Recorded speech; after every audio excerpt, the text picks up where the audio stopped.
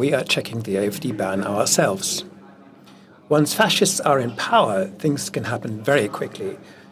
In the first 4 months of his term in office, he pardoned hundreds of violent people that stormed the Capitol. He excluded trans people from the military. He puts supposed gang members into dark foreign prisons. He's ignored court decisions, even by the Supreme Court. He abolished USAID and therefore presumably is responsible for the deaths of up to 2 million people in the next few years. He abandoned people in Ukraine.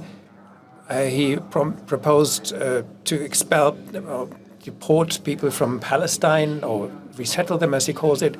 He's pursuing political opponents through criminal cases, and even U.S. citizens that become criminals are threatened by being put in foreign prisons.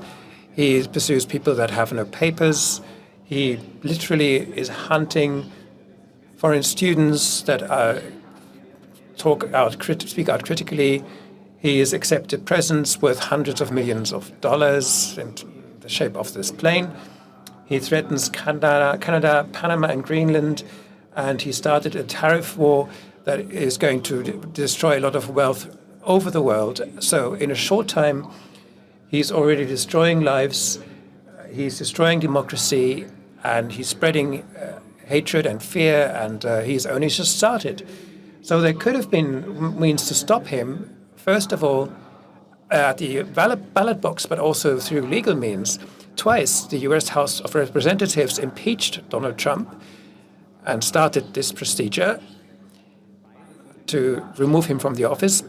Both times it failed by the quota because sufficient Republican senators voted against this.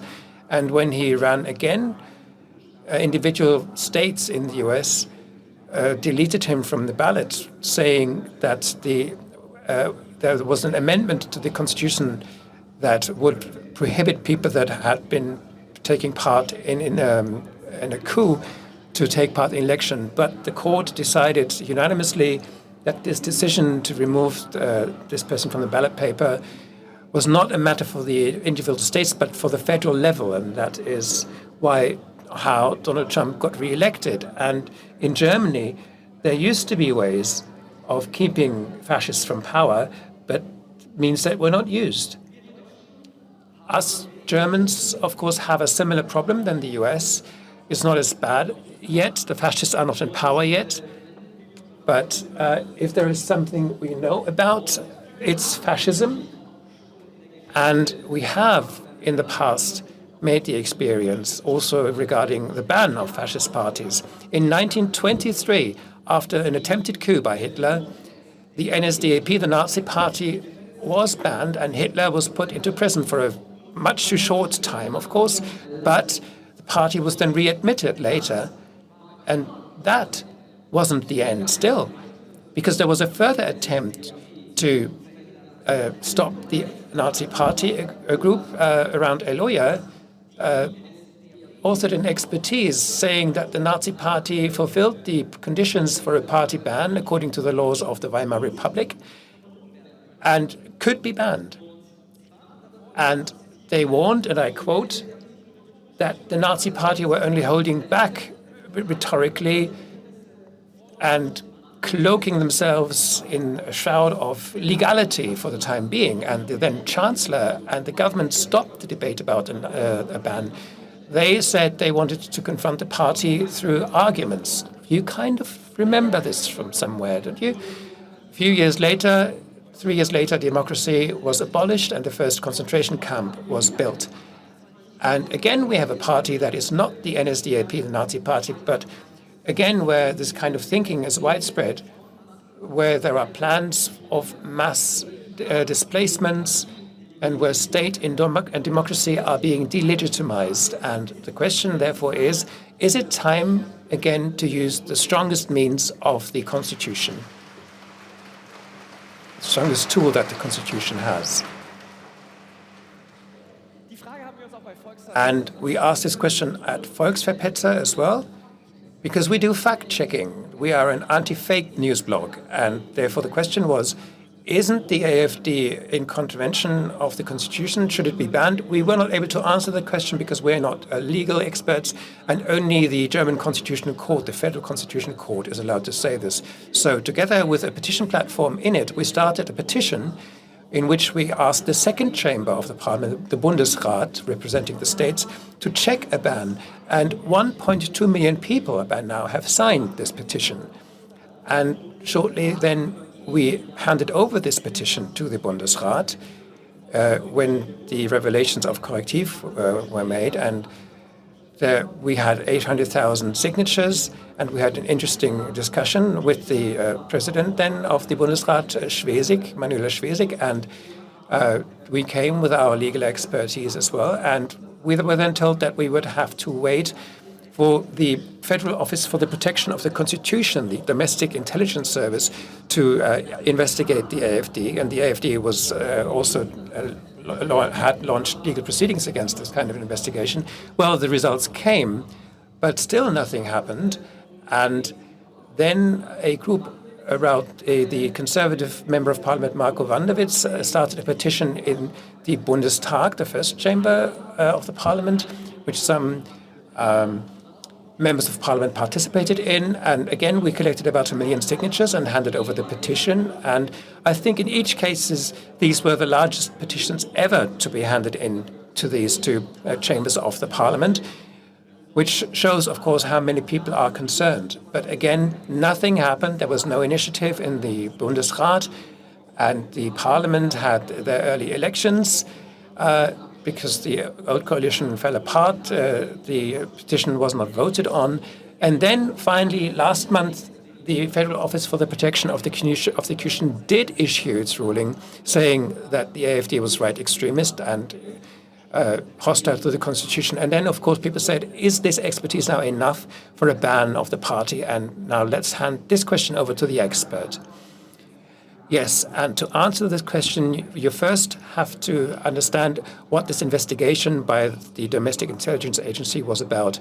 It was tasked to use to inform politicians and the public, and in the law covering this Office for the Protection of the Constitution, it says that the office will inform the public about tendencies regarding paragraph 3, section 1, and that is of the Basic Law, and that is activities against the Constitution. And when it would be found that there was a certainty that there were these activities, the public would be informed and reasons would be given. And that was what this expertise was supposed to do. Why, according to their judgment, this party was hostile to the Constitution. You have to tell this apart from the Article 21 of the German Constitution, which is the party ban, which says that a party can be found to be hostile to the Constitution, and it has to be said that its aims, objectives are directed towards removing the Constitution. So to what extent do these two criteria match?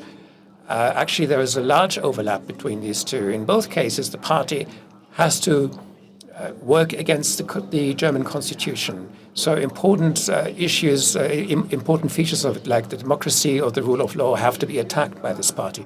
But there are differences, which you can read from the wording of the law already. The degree of activity of the party, there are different criteria here. In the one criterion, it is enough to be active, not just to have a kind of reading and debating circle, but actually it has to be, in the case of the party ban law, it has to be the objective of the party to diminish or remove the constitutional order. And through planned actions that is directed at the removal of the Constitution. That is something that the expertise, according to by the Office for the Protection of the Constitution, did not have to do. But that is going to be relevant for the party ban procedure. Now, the expertise, as has already been said by Thomas, is 1,100 pages long, and it supports. You can see it in the summary here that there is evidence for tendencies against the human dignity according to an ethnic and bloodline-based term or sense of the population. So this saying that people with an ethnic German background, whatever that is, and also the hostility towards minorities, for example, Muslims and the religion of Islam itself, that can be seen in the party. So these evidence had kind of become certainties, and that is why the expertise came to the result that the party was unconstitutional. But still the question is whether these findings would be enough for a party ban, because of certain understanding, sense of what makes up the population is one thing, but to follow some discriminating, make some discriminating conclusions from that would be another thing, another necessity. For example, what the identitary movement speaker Martin Sellner from Austria would understand as remigration, if it could be proven that that was the stated aim of the party, in contrast to what it says in their party program, manifesto, where they just want tough measures. Regarding hostility towards Islam, it's much more concrete. The party is calling for no more mosques to be built, or no more minarets, at least, and the muezzin call to prayer to be banned. And it also says that people with headscarves should no longer be allowed in public institutions. For example, people with headscarves would not be able to visit any public offices. That is a stated aim of the party, and that is a very concrete call, which then had to be investigated whether that is the basic tendency, the underlying tendency, this Islam hostility, and if that would then be their philosophy. And there are various court rulings in earlier decisions that have formulated certain criteria, mostly about the NPD, a previous party. And regarding the AfD, you have to consider what the consequences are of the way that they communicate so strategically. There was this email they sent to their party members and their supporters to clearly behave in accordance with the Constitution. This is, of course, a course that the party leadership isn't really following, but they advise this to, for example, not threaten their status as civil servants. And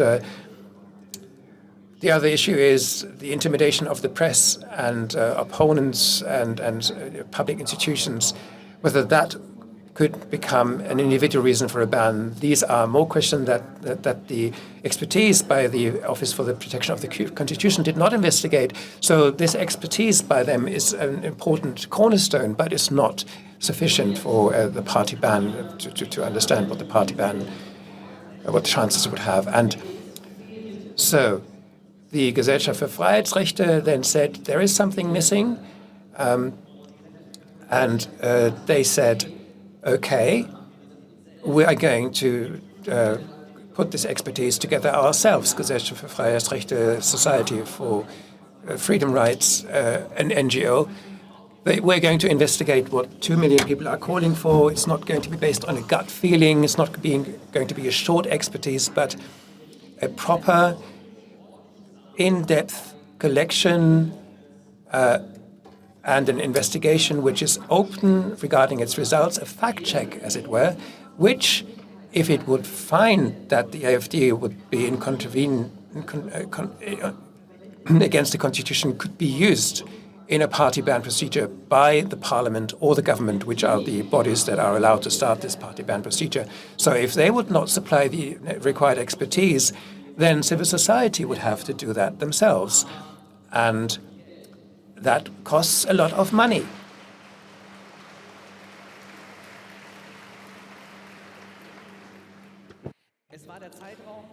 So that was the time before the federal election when Friedrich Merz broke his promise to not push through agendas using the AfD votes. And Marco Wanderwitz made a campaign. So we thought, okay, Bijan and his team that he needs to build up first, needs to work on it, but they need a lot of money for it. So we said, all right, we'll raise the funds. And within a few days, we had raised the needed 850,000 euro.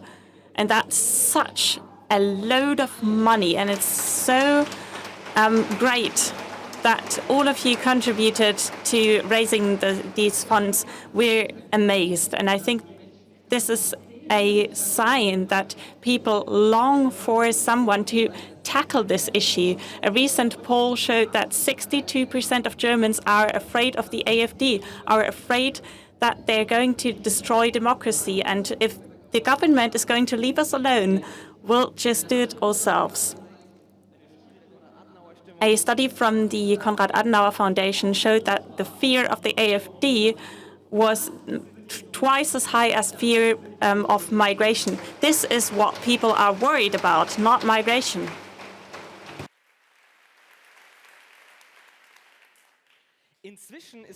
Meanwhile, according to several polls, a majority of Germans is in favor of an AfD ban, so let's do it.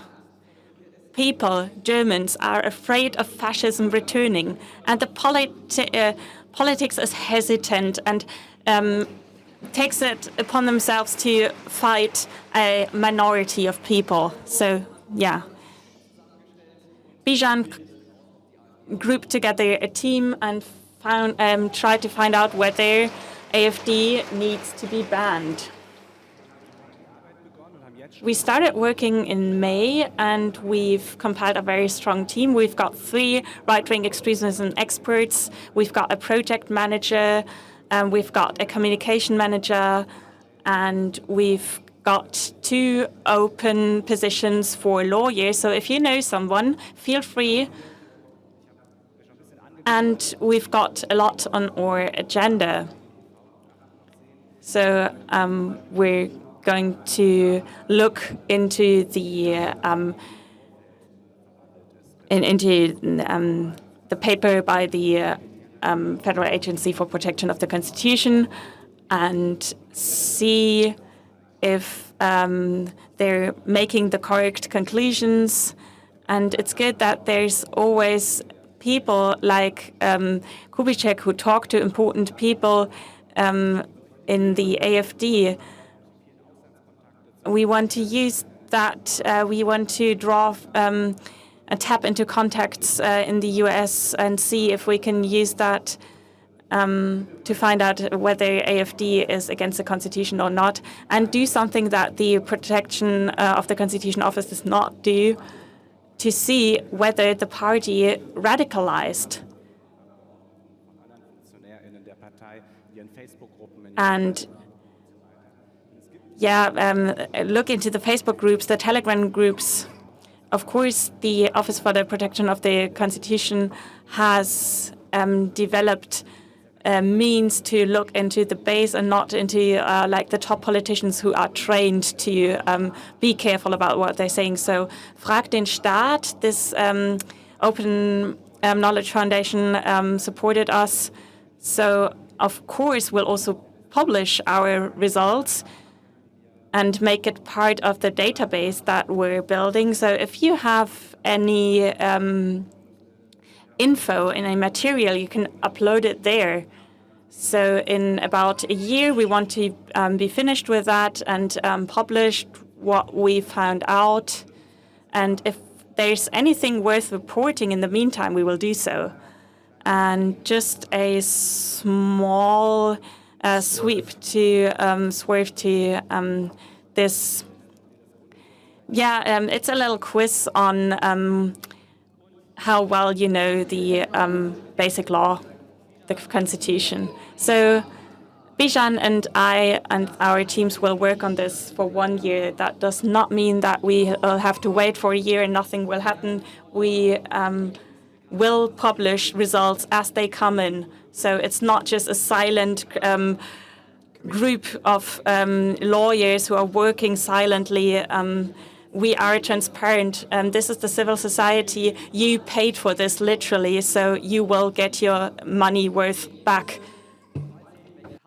The results, as soon as we have them, the research doesn't immediately have to be connected with the position of the AfD towards the Constitution. They collect things, quotes, those will be made public, and Volksverpetzer, of course, will spread these too. We will be in close cooperation, and they will give us a lot of research results from the database, and we will let you know. So follow the Gesellschaft für Freiheitsrechte, follow Volksverpetzer on all our channels, and find out what the experts find out regarding this investigation. And there will be expert interviews, collections of material, updates, anything you need. And if you then wonder, what if things go well? What if the parliament, any chamber of it, will decide beforehand? Well, we are going to put our own experts in place and make them work on their expertise, or we will just start the procedure straight away. Isn't that then redundant? No, of course it's not. Just remember, this is a kind of preparatory work. Every month of work that they do will shorten the time of the experts, of potential experts, put in place by the government or the constitutional organs that will be working. So we are reducing their workload, and say if only in early 2026 the procedure will be put in place, we will then shorten the required time. That is our contribution to get this going, and civil society will apparently have to kind of take the workload off the government. Okay, then let's do that, and that is the contribution we can make, and a way of applying pressure too. And I would like to give you a sense of optimism as you leave here. Many people are saying, well, it's already too late.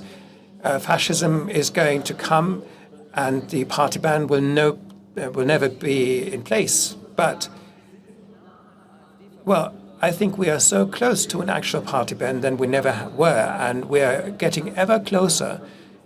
And if, for example, even if the Bundestag already voted, didn't succeed in voting in the procedure to ban the party,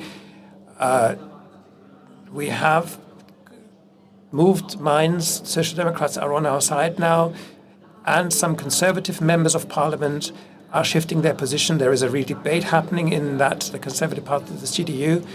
So those people that vote for them or that are active in that party, you could talk to them and they can talk. Because, of course, educating is always possible. Many people perhaps haven't looked at this so much in depth. And if you maybe listened to the last episode of our podcast, which we recorded here on Monday, you could listen to it or send it to someone.